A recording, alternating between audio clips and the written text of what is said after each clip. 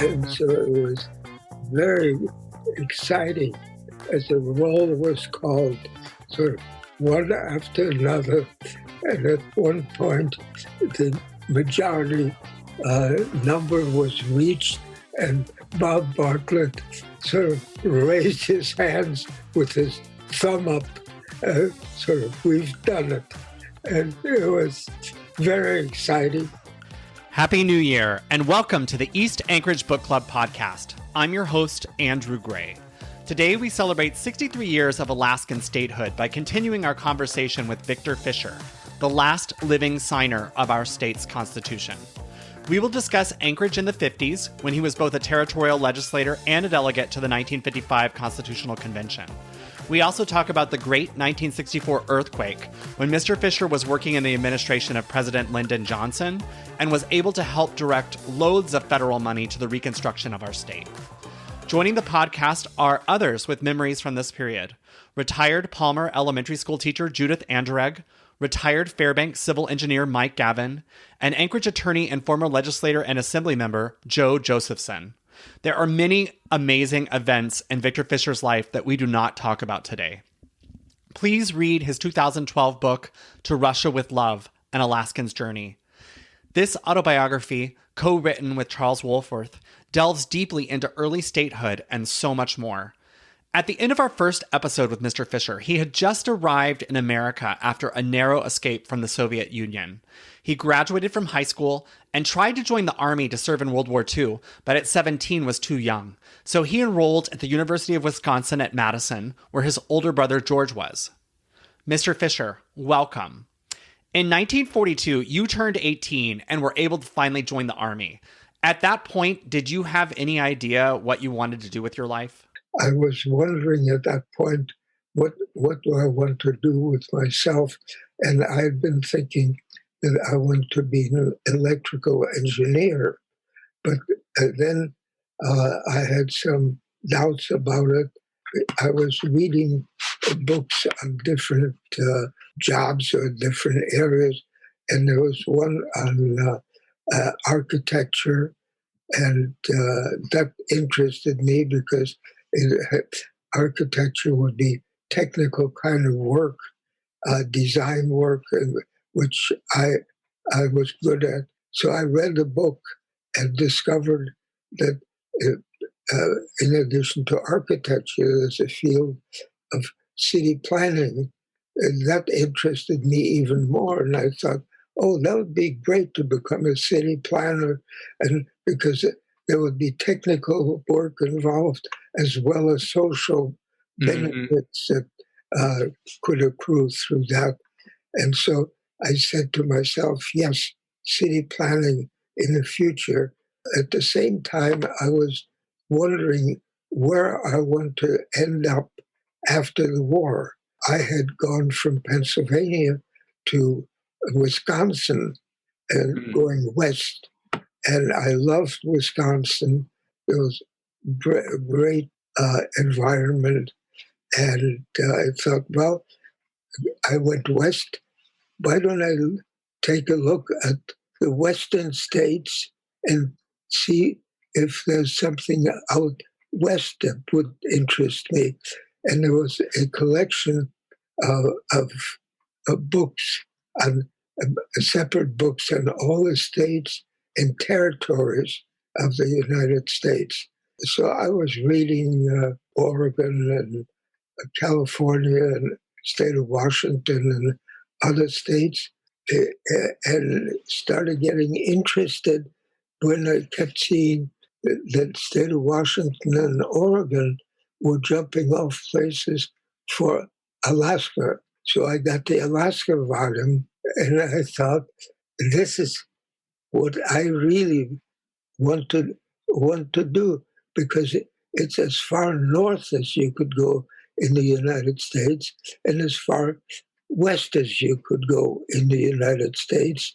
And so I put all that together, and I decided I would become a city planner in Alaska. And that stuck in my head. And when I was discharged after World War II ended, I wrote a letter to the University of Alaska, which was in Fairbanks, asked if they had a city planning program, asked if they had architecture as a step towards city planning. And I got a nice handwritten response from the university saying, sorry, we don't have planning, we don't have architecture. So you ended up completing an independent course of study at Madison, and then you went to MIT, where you got your master's in city planning. Can you talk about how you got your job with BLM, the Bureau of Land Management? There were other possibilities. And just before I left Cambridge, there was a notice that came up on a jobs bulletin board of a town site planner with the Bureau of Land Management in Alaska. So on the way to North Carolina, I stopped in Washington, D.C. I was driving, went right up to the Bureau of Land Management that was hiring, got to talk to the national director of BLM. We got along real well, went down to North Carolina and was offered that job, but I wouldn't accept it until I heard from Alaska. And then way back, I stopped in Washington, and the BLM director had been in touch with Alaska office recommending that they hire me. I drove all the way back to Massachusetts and waited for a couple of days, and they hired me. And within a month or two, my then wife Gloria and I were driving across the United States and drove up the Alaska Highway, which was a gravel road, and sometimes you had to ford rivers where bridges were out. And it was pretty exciting going across the whole country. And right. Did you get flat tires or have any car trouble? Or, I mean, I just imagine driving so long on those terrible roads. We generally camped everywhere, but at one place in Canada, we stopped at a hotel. In the morning, I had a flat. That was the only nail I picked up along the way. Everything else was just great. And we were pulling a small luggage trailer with all our few belongings, and a wonderful trip. And we're pretty excited getting to Alaska. Retired Palmer elementary school teacher Judith Anderegg shares her memories of her move to Anchorage when she was about 8 years old. We came from the East Coast in 1957. And when we moved, I had no idea, but we were really going to the great unknown. I had an uncle who thought my dad was crazy for moving his wife and 3 kids to Alaska and having us drive up the Alaskan, which had only been opened about 2 years. We drove in our station wagon. We camped on the highway. My father was not a camping kind of guy, but the 5 of us camped our way up the highway. I remember storms with the tent falling down on us. I remember being in a station wagon that had a car top carrier that was so well sealed that he had to drill holes in it at one point because it captured all the water. And so we were driving down the road with a car top carrier full of water. But my dad always built stuff really well. I remember my mother drying baby diapers, hanging them out the windows. We drove up the highway. I remember having a spare tire. I remember extra fuel containers because there weren't that many gas stations. I remember extra water carriers. I remember not very many cars on the road. I remember either choking on the dust or slurping and sliding through the mud on the highway because nothing was paved. And also the Alaskan was not a straight road at that point. The Alaskan had been written had been built so the Japanese couldn't land on it. They built it during World War II, and they were afraid the Japanese would use it as a runway. So they built a road that went like this. And so you had to drive like this. No, Dave says no straightaways longer than a quarter of a mile. We drove up. When we got to Alaska, we were in the middle of nowhere. I mean, phone connections weren't good. We didn't call home that often. In the time we were in Alaska, the first time, my mother never left the state to go back and visit her family, because to fly from Alaska to the East Coast in the 50s and early 60s was astronomically expensive, and people just didn't do it. So that was 1950 when you drove into Anchorage the first time. Yes. And I guess for those of us, I mean, that's 71 years ago. What did Anchorage look like when you drove in 1950?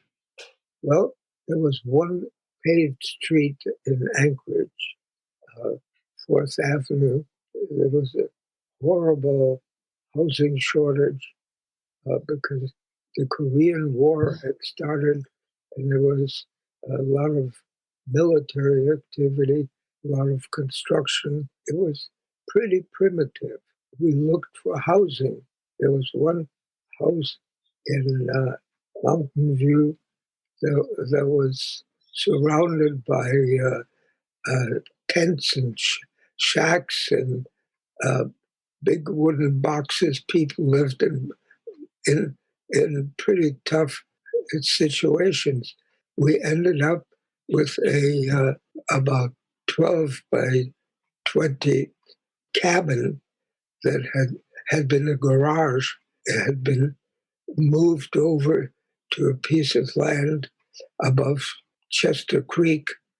They closed off the garage door, had a regular house door, cut a window on the side toward Chester Creek. The rest was all woods around. There was a chemical toilet in one corner and an oil-cooked stove in the other corner, which also was the heating of the cabin. And it was as primitive as you could imagine, but it was very exciting. When you moved into that garage on Chester Creek, there weren't a lot of houses around you. You were pretty far away from the city center. You kind of felt like you were on the outskirts. But today, that's right in the heart of where everyone lives. Correct? Right. This was a lot on 16th Avenue and F Street. Today would be part of downtown. Yeah. Anchorage. Wow. Joe Josephson recalls visiting Vic at that property when he first arrived in Anchorage shortly after statehood. It is important to me to note that, first of all, from Delegate Bartlett, I had names of contact people in almost every community, and Vic was at the top of the list in Anchorage. And it was important to me to meet him, and because his interest in local government, I think that helped shape my interest in local government, because I served later on the Assembly and the Charter Commission in Anchorage, and, as you know, as a legislator too. And I would also say that Vic was extremely hospitable, he and his wife. And it was because of my new friendship with them, I suppose, that I found the housing I wanted for my wife and me as our first permanent home in Anchorage, which was next door to the Big Fisher home. And then I lived in a housing unit adjacent to the Fisher home. Oh, got it. On F Street, where I still live today. I mean, I still live on F Street today. Oh, really? So you still live like right near where you live? Yeah, on the same block. Yes. Uh-huh. Wow. So you came as the city planner, or you came with BLM, but eventually you became the city planner for Anchorage, the first city planner. I worked for the Bureau of Land Management on town site issues all over Alaska, from Ketchikan to Kotzebue, a lot of points in between. Actually, the first full day we were in Anchorage, the day after we drove in, there was only one person I knew who was Ed Crittenden, an architect who had been at MIT, and I'd gotten to know him. He had us over for dinner. The other guests were Elmer Rasmussen and his wife, and he was the owner of the Bank of Alaska. And he was real excited when he found out there was an MIT graduate planner in Anchorage. He said, "I'm chairman of the Anchorage Planning Commission. We've been talking about hiring a planner. How about you come to work for us?" And I said, "I just arrived to work for BLM. I can't just walk away." But within a year and a half, I had decided, I'd started building a house on the site where the cabin was located. It took a lot of time and effort, and I was doing a lot of traveling. It made a lot of sense to work for the city of Anchorage, because then I could focus on getting the house built. And even so, it took me about 3 or 4 years to really move into a real house. There was only 11,000 people. I think when you arrived, it was so small. It was like a blank slate. So you really had an enormous opportunity to make a huge impact in terms of how Anchorage grew at that time.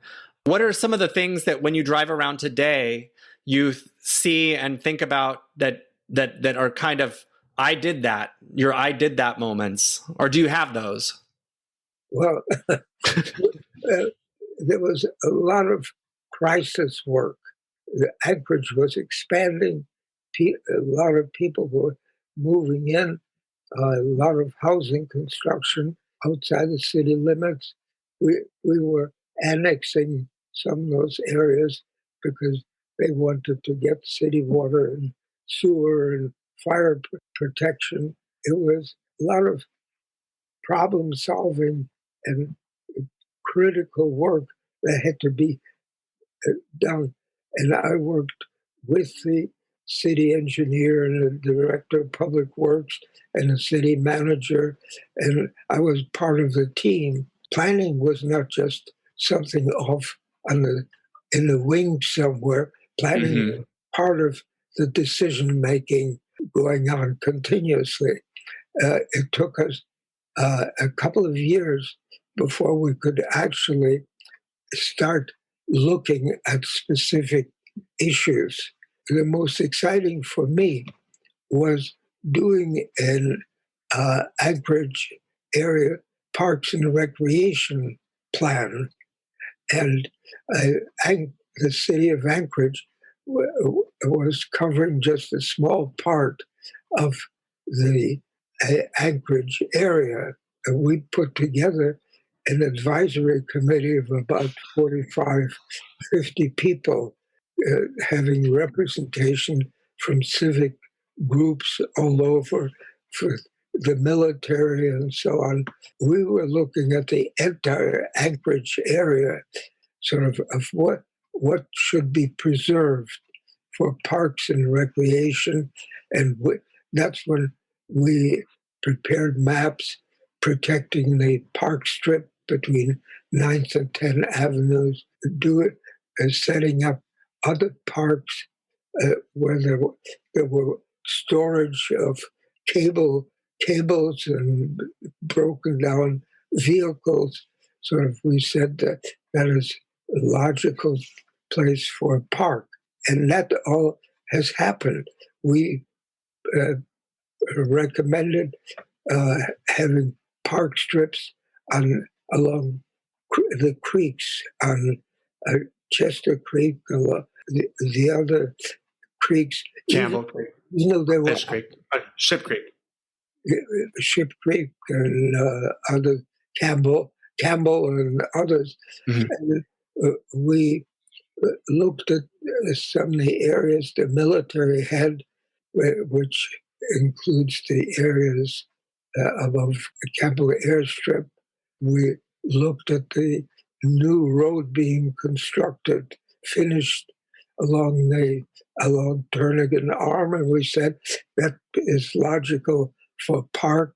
We laid out schemes that other people could pick up over the decades, and we have a phenomenal park and recreation areas for Anchorage. When you moved in 1950, you had voted in the 1948 presidential election.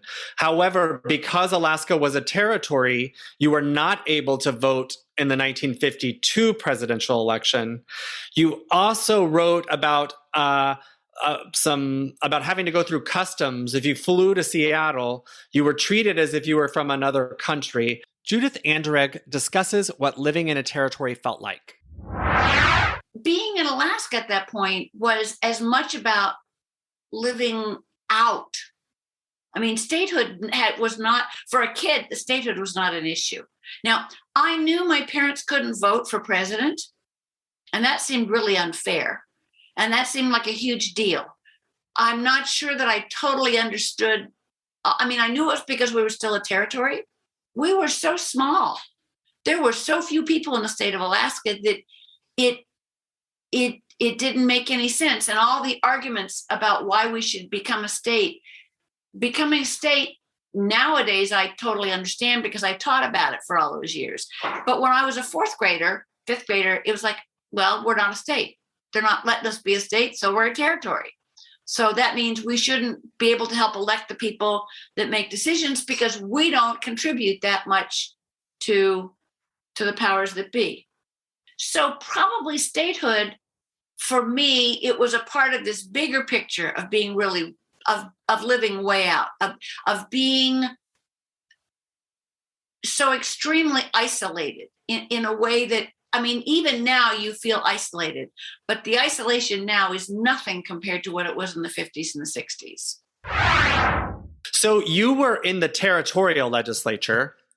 And while you were there, I believe your big accomplishment was helping to outlaw the death penalty. I think that there had only been 8 executions in Alaska over the history of the territory, but that's only 2 of them had been white. And I was curious, do you know, were the other 6, what race they were? There were native Alaskan natives. I don't know exactly how many of the 8 were Alaskan natives. And do you know, were any of them black? Yes, at least 1, maybe 2 were black.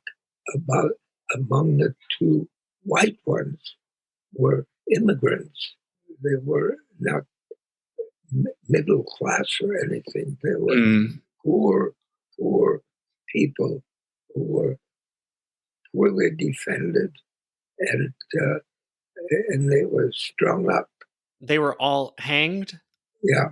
You can assume that all 8 of them were people who just couldn't defend themselves. Can you talk a little bit about what it was like to move from the United States to a territory? When I was in Wisconsin, I had a chance to vote in presidential election, Senate election, U.S. Senate. I was in the Army, was out to protect the world for democracy. And here, all of a sudden, the one thing that I found when I came to Alaska, I was no longer a full-fledged citizen. And it was very maddening. I was one of quite a few young people who had come to Alaska who had been in the war. We've got to do something about becoming a state. And it was not something that we, the young ones, figured out, because the legislature, territorial legislature, had already established a statehood committee that was headed up by Bob Atwood, the publisher of the Anchorage Times, and included very senior people in Alaska. But what we young ones did, we decided we'd start a citizen effort. There was always a lot of newspaper and radio coverage on what was happening in Washington. There were hearings on Alaska statehood and Hawaii statehood. Sometimes they were combined in a single bill. Sometimes they went separately. Sometimes a House or the Senate, U.S. House, U.S. Senate would act on Alaska, move it forward, and then some Southern senator, chair of some committee, would just take the Alaska bill, the Hawaii bills, just put them in a drawer, and they never saw light again. Or the House might pass one of them, or one time they passed both Alaska and Hawaii, but that got killed. We started a citizens lobby. We would send appeals to support statehood. We'd send them forget-me-not boutonnieres. Right. That's the Alaska flower, sort of forget-me-not. And so we asked them to remember Alaska. We would write to our families, to our friends, to all the newspapers where we came from to push for Alaska. Alaska was unified. There was overwhelming support for statehood. It was something that was hardly an issue. There was some opposition by federal employees who thought this was a very fine place to be, but I don't want to be committed, and they might have taxes. I would say it was about 80-90% of Alaskans supported statehood. For rural Alaskans, there was not a feeling that the people were united in support of statehood. Mike Gavin was in elementary school when statehood happened. Here is what he remembers. 58, 59, we were in a transition between Eagle River and Peters Creek, which is about, 21, 22 miles outside of Anchorage. Really, really rural at the time. In fact, when we first started looking at the property out there, I think that the Glen Highway was a 2-lane gravel road. So, I mean, it's a long time ago, and it's a totally different experience than people are feeling now.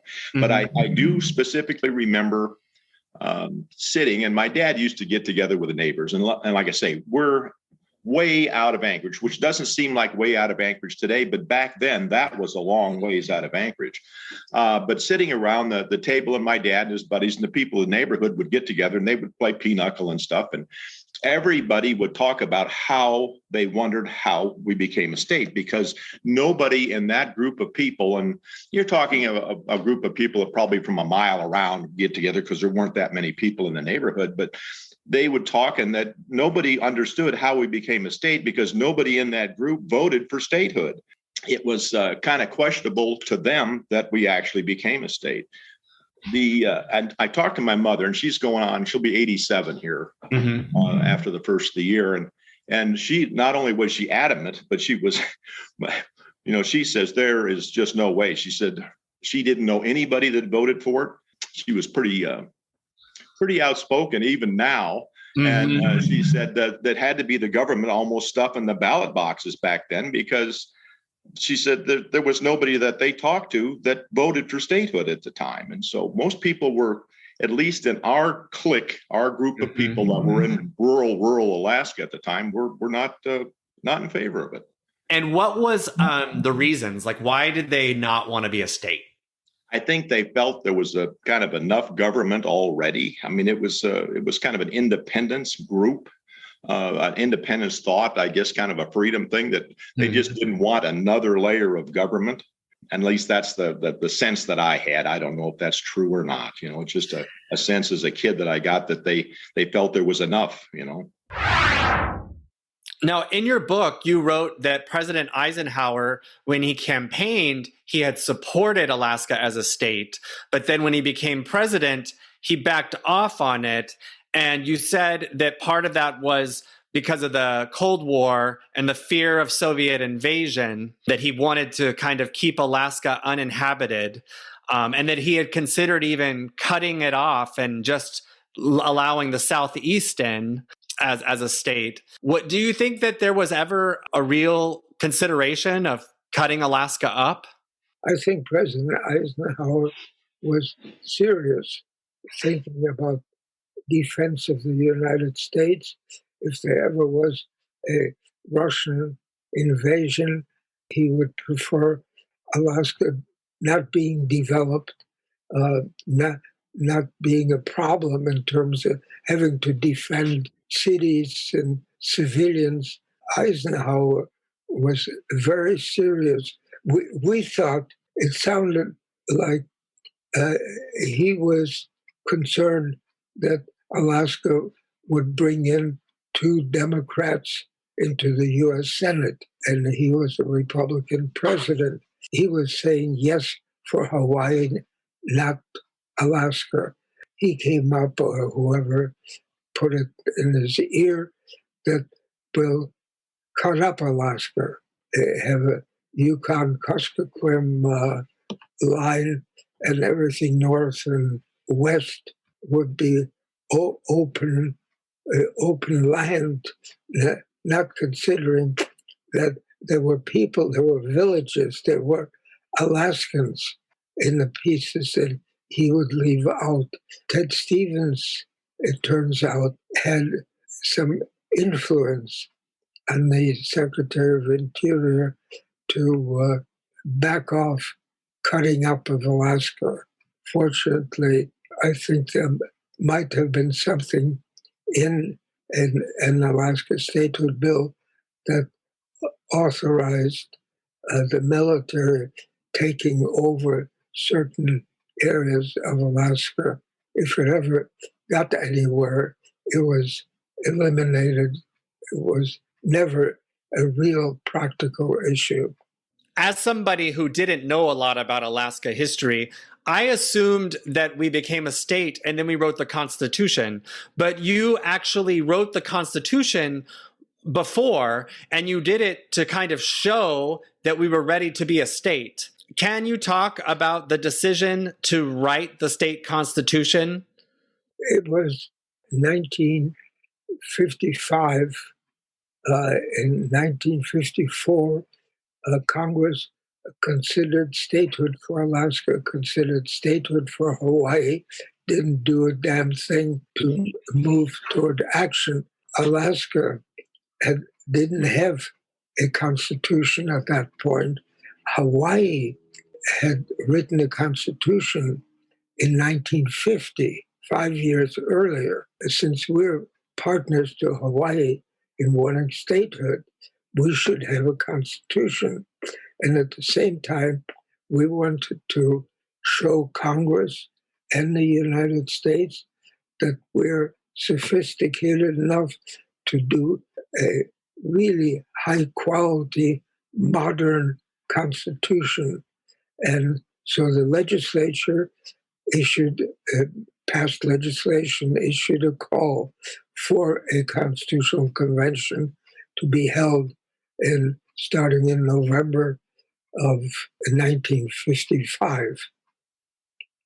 In Fairbanks. In Fairbanks, on the University of Alaska campus, away from Juneau, which always was overwhelmed by lobbyists who were lobbying for insurance bills or banking or whatever it was.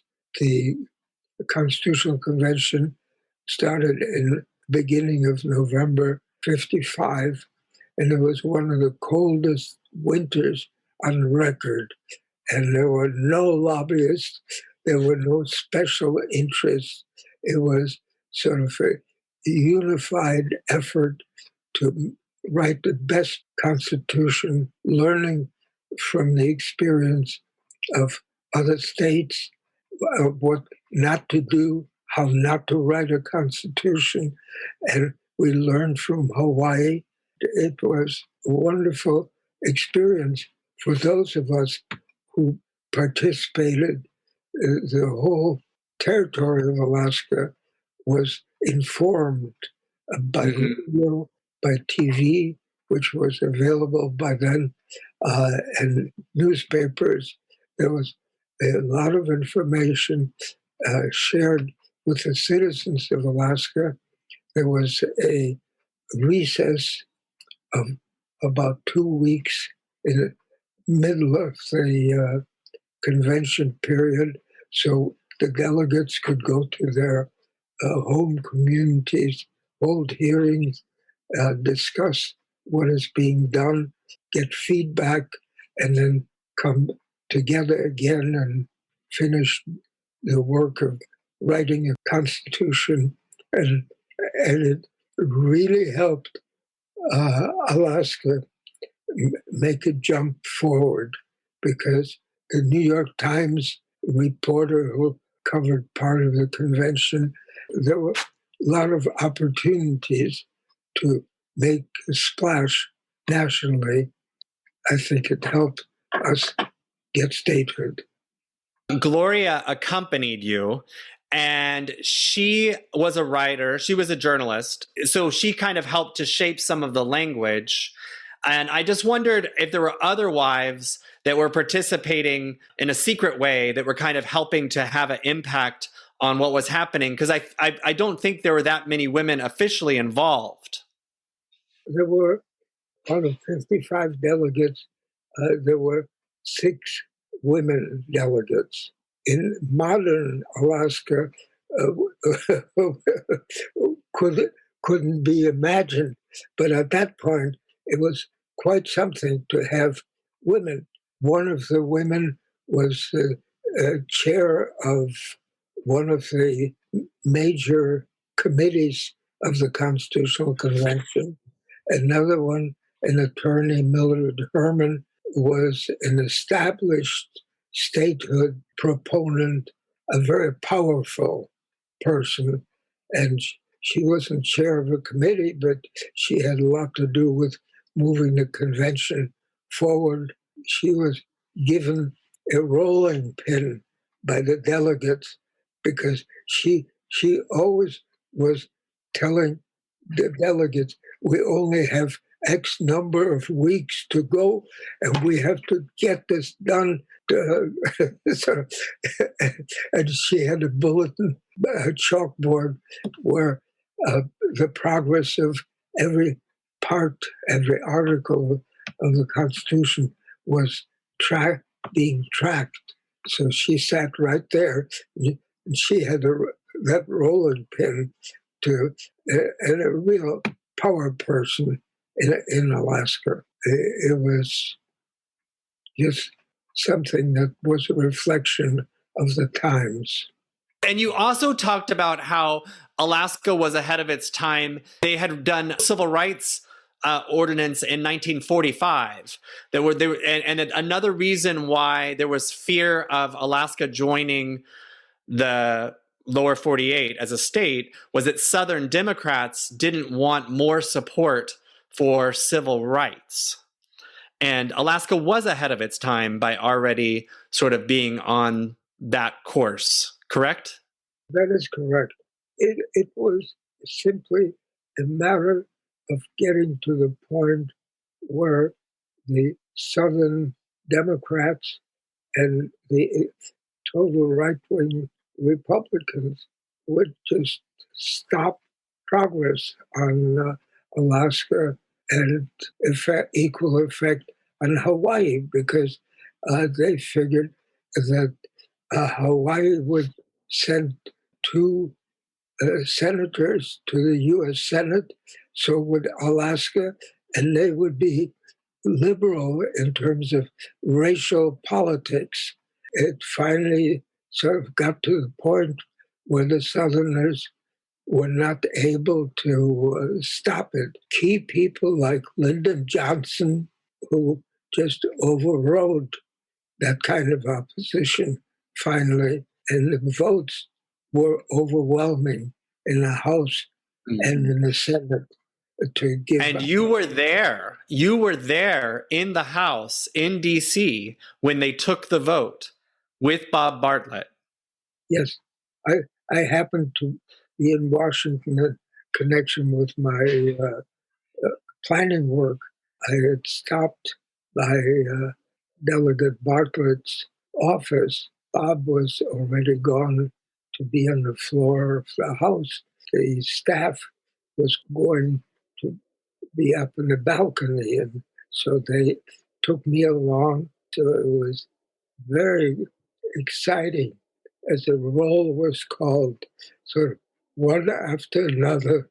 And at one point, the majority number was reached, and Bob Bartlett sort of raised his hands with his thumb up, sort of, we've done it.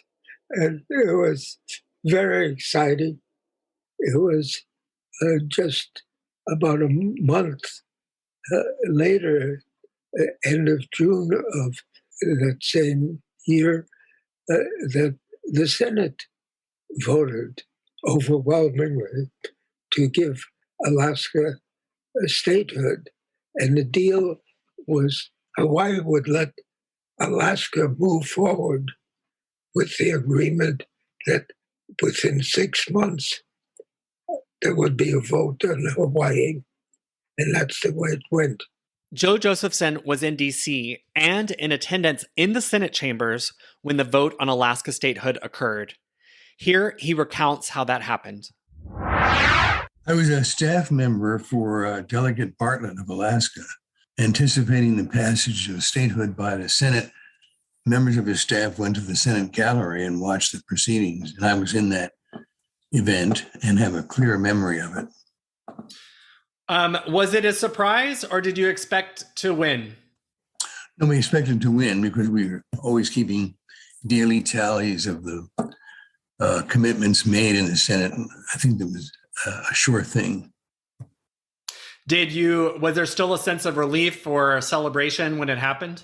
Oh, absolutely. It was a tremendous sense of relief and celebration. And I remember because we all went over to the Senate chapel for prayer. Upon the conclusion of the vote, Neva Egan, who was the wife of the Tennessee Planned Senator and then Governor Bill Egan, sang the Alaska flag song in the chapel of the Senate. And it was a great day. And was there any doubt that President Eisenhower would sign it? No, I don't think so. No, I don't think there was any doubt about that. The opposition to statehood, as you know, was mostly from Southern Democrats who didn't want, I think, to have another Northern delegation to come to the Congress. And it was a trade-off because it was understood that Hawaii wanted to be a state. Alaska would go first. The Hawaiian delegate to Congress agreed to that priority. Having Hawaii was felt to be balancing act as to the skeptics. It was kind of ironic because in those days, it was assumed that Alaska would be a Democratic stronghold, and it was assumed that Hawaii might be the reverse. And of course, history was actually the opposite of all that. So, Mr. Fischer, after statehood, you went to work in President John F. Kennedy's administration, which I know was a difficult decision for you because you wanted to be back in Alaska, but you got to attend Martin Luther King Jr.'s I Have a Dream speech in person. Do you remember that? It was on a weekend day, and I was in my office when I heard singing out in the street, and I saw the procession coming down on K Street, and I just got my jacket, locked the door, and walked out and just joined the parade. And it was thrilling It was thrilling. And we went down below it was the Lincoln Memorial. And I ended up right below Martin Luther King giving his speech. It was thrilling, just thrilling to be there among hundreds, thousands of people. I can't even imagine. So let's flash forward to March 27th, 1964. The biggest earthquake ever recorded in North America, a 9.2 on the Richter scale, struck Anchorage. Here is what Mike Gavin, who was 13 years old at the time, remembers.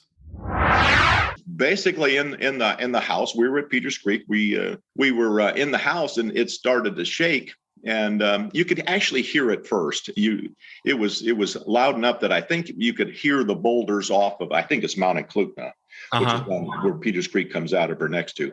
But you could kind of hear a little bit of a rumbling before it happened, and then it started to shake. And I remember my dad was sitting in a kind of like a lazy boy. He was sitting there, and we were in the living room or whatever, and it started to shake, and then it started shaking a little harder. And about that time, my dad says, "Well, that's enough. You can stop now," And then it really started to shake, and my dad hollered, "Everybody, get out of the house!" And so we got out of the house, and we're standing out in the driveway.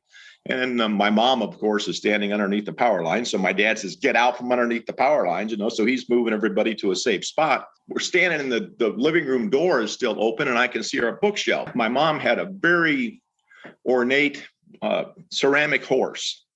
And it was sitting on the bookshelf, and you could sit there and you'd watch this horse, and you'd watch the books, and the books would come all the way out to where it looked like they were just hanging by an inch. Then they would walk back into the bookshelf. Then they would walk back out. And you could see they wouldn't fall out of the bookshelf, but they would come out to where they were just barely hanging there. You don't know how they didn't fall. And then all of a sudden the horse took off and jumped and smashed in the living room all over the place. But the books never left the bookshelf. And turned around and looked at the garage at the end of the driveway, and you could see both walls and the roof of the garage at the same time. And the ground had like 2-foot swells in it, and the ground's still kind of frozen, but it looked like waves, gentle swells on an ocean. You could see, at least where I was at, the waves coming across the lawn. The car, at some points in time, the car was bouncing like a basketball. You could actually look under all 4 tires at once and see air underneath the car. Then after quite some time, it seemed like it finally subsided. And then for the longest time afterwards, you could hear the boulders rolling down the mountainside, because we were within probably a couple of miles of the base of Mount Clutna there, and you could just hear the rocks just tumbling down. And I thought, boy, if anybody was up there climbing or walking around up there, it would have been just really devastating for them, I'm sure. And did you guys all go back in? I mean, how many brothers and sisters did you have? What was your family? I have 2 sisters. And so all 5 of y'all were out on the yard. Did y'all all go back inside right then and go back to life as normal? I mean, did you have not really, because the life wasn't really normal, because you go into the kitchen and the living room, everything kind of stayed where it was supposed to. But in the kitchen, every cabinet, it was 1.5 feet deep in the kitchen. All the glassware, all the dishes, everything, anything in the stored in the cupboards was all smashed and on the floor. I mean, it was just like halfway up to your knees. It was deep, yeah. And everything else was, some things were scattered about and other things weren't at all. It's just kind of amazing how it worked. And that was Good Friday, correct? And yes. So did you go back to school the next week, or how long were you out of school? What? I don't remember that so much. I think, as far as we were concerned, living out in the rural area like that, we kind of cleaned up our mess and everything kind of went back to normal till we went to town. And then the town was just one of those deals that we didn't even try to go downtown itself on, 4th Avenue and thereabouts. But it was, we understood it was a whole lot worse for a whole lot of other people than it was for us at the time. So, Mr. Fischer, you were in Washington, D.C. when you found out about the earthquake. Can you talk about how you found out? On the night of the earthquake, we had some friends over for dinner, and they went home late, and they heard on the car radio that there had been this big earthquake in Alaska. I turned on the radio, couldn't fall asleep, and I kept imagining our house in Anchorage, where I had built a big beam over the middle of the house, and it was right over the dining table. I was imagining that the couple who were renting our house would be having dinner. Roof might have crushed them. It was just sort of unimaginable, but I had these horrible visions, and I couldn't go to sleep. And about 4 or 5 o'clock in the morning, I called Bob Bartlett at home, and his wife, Vidi, told me that he's gone to his office already. I just got in my car and I drove over to his Senate building and got to his office, and there were some people milling around outside his private office, and I just waited. Bob came out after a while, and he said, "Vic, do you want to go fly to Anchorage?" And I said, yes. I went with Bartlett to Andrews Air Force Base, and they loaded us into a military plane, which was a refueling plane. And there were seats, canvas seats, facing backward, no windows. At that point, Senator Greening had showed up, head of the Alaskan Command. Radio and TV crews were showing up, and the plane got filled up in the rear part of the plane, and they closed the doors, and then they went and grinding, and they couldn't get the plane going. We were told to deplane and go back to the terminal. Well, on the way back, there was Air Force One sitting just right where we were passing. Bob Bartlett asked the pilot whether he could fly us to Alaska, and he said, well, I just took the president to Texas. I would have to refuel and get the president's permission to use the plane. Bob said, I'll go ahead and talk to him. Lyndon Johnson authorized the pilot to take us. We had to wait while they got the plane ready. And it was an amazing difference from being in a refueling tanker plane sitting facing backward in canvas seats. I got to go with the senators and the head of the Alaskan Command in the president's part. You had the staff for the plane in their dress uniforms, and it was just totally different. I was exhausted enough that after we were airborne, I lay down in the president's section on the bed that the president would rest in, and I took a nap and woke up in time to be over Alaska. And at that point, there were radio reports that looking from Elmendorf Air Force Base, Anchorage is a sea of flames, horrible situation. We flew over the town of Anchorage. The pilot was contacted and said, you're shaking the buildings.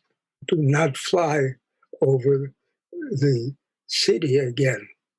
And so went to Air Force base and deplaned. I got a ride to the Anchorage downtown fire station, which was the headquarters for dealing with the earthquake. When I came in the door, the chief of police looked up and said, "Vic, I knew you would come." And then I walked over to our house, and it was not damaged at all, but the people were scared to death, and they were gone within 2 or 3 days. They just left Alaska. They couldn't stand the thought of another earthquake. I know that you helped to reconstruct a lot of parts of Alaska after the earthquake, including Valdez, moving the main part of the city 4 miles inland. But you talked about how people went ahead and built in the old part of the town anyway, and how that was very disappointing for you. You know, that you were trying to make some changes so that if there was another earthquake or another tsunami, that the people would be safe. But it seemed like human nature was they wanted to build their homes where they wanted to build them. You also mentioned that it happened in Anchorage and Turnagain. Do you still have feelings about the houses that were reconstructed in Turnagain and about it maybe not being safe? In Valdez, the old town was completely abandoned, so there was no question about it. There were questions in Washington, D.C. to me when I was testifying about getting funding. Why do you pay people to buy their old houses and then you pay them to build a new one? And so I had to explain that it would cost way too much to salvage the old town, and because it had sunk, they just couldn't be used again. We couldn't just let people own the houses and expect them to move to a new site. So I was involved in Washington and in Alaska. I was amazed occasionally that I was in a position to help Alaska, and particularly on getting funded, which is always an issue. Judith Anderegg moved back to the East Coast in 1963 when she was a sophomore in high school, but most of her friends were still in Anchorage. Here's her recollection of the earthquake. That was when I learned that only news good is local news. The Alaska earthquake was only on the news back east for like 24 hours or 2 days maybe. And within 2 days, we couldn't call my father. He couldn't call us because the lines were jam-packed, and they weren't carrying it on the news anymore because it wasn't a big deal to anybody but people that lived. That's how far away they were, right? So he was up there helping with water and sewer for people that lived in town. In the meantime, we're hearing stories. We have a friend who you had a house in Turnagain. Yes. And I had said that, you know, there was this move that they never should have built again in Turnagain, and you were telling me. Okay. So tell me about Turnagain. So what we heard after the fact was that everybody that lived in Turnagain that lost a house that was out on the bluff, right, those guys all got deeds to property up on the hillside. But what I heard later was that they not only had deeds to land on the hillside, they got to keep the deed to whatever was left of their property that was down on the waterfront. Mm-hmm. So let's fast forward 20, 30, 40 years, and all of a sudden that piece of waterfront property, earthquake, is out of sight, out of mind. So these people who have valuable hillside property now have valuable waterfront property that's down in the area that if there's another earthquake, same thing's going to happen all over again. Because we had friends who rowed their house out to sea and basically had to climb back through the silt to get back to land. We had some other friends that had a house that they rowed out. The kids were at home by themselves, sister and 2 or 3 brothers. They were the older brother was taking care of them. The ground opened up, and one brother went to get the other brother. They went down, ground closed up, and they were gone. And only a couple of the kids are came out of that alive. I mean, we heard so many stories after the fact. Mr. Fischer, this is a good place to come to an end. You talked a lot in your book about the camaraderie that you experienced at the Constitutional Convention. It sounds like that spirit of cooperation came back after the earthquake when everyone had to come together to rebuild. Would you say that there were parallels? I would say yes. People had a common experience, and they would gladly tell you stories. And I was in Anchorage when a week after the main earthquake, there was a real shaking taking place.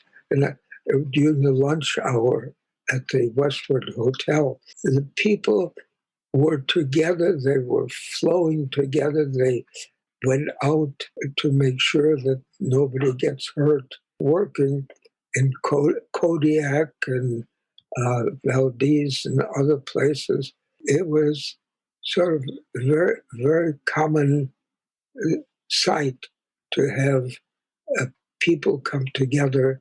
There was really no dissension. There was an understanding that we've experienced something together and we've got to help each other.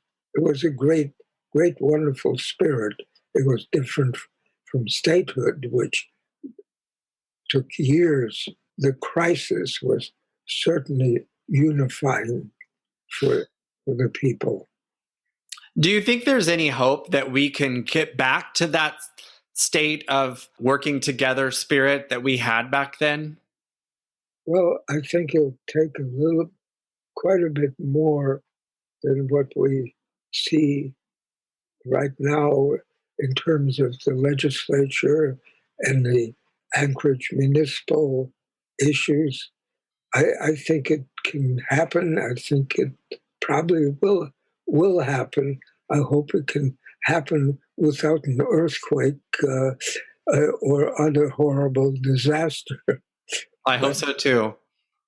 But I think it's a matter of leadership and bringing the people along. Well, thank you so much again. This has been really great. I had plans to talk about oil, and I wanted to talk about your return to Russia. There's so much to talk about, but I'm so grateful for the time today. Thank you to all our guests today: Victor Fischer, Judith Anderegg, Mike Gavin, and Joe Josephson. Special gratitude to Corey Coolidge for making this podcast listenable. And big thanks to you, our listeners. If you like what you hear, please subscribe and recommend us to your friends. We also host Zoom events. Please check out eastanchoragebbookclub.com for more information. In 2 weeks, I'll be speaking with the president of the Alaska Black Caucus, Celeste Hodge-Groden. Please tune in.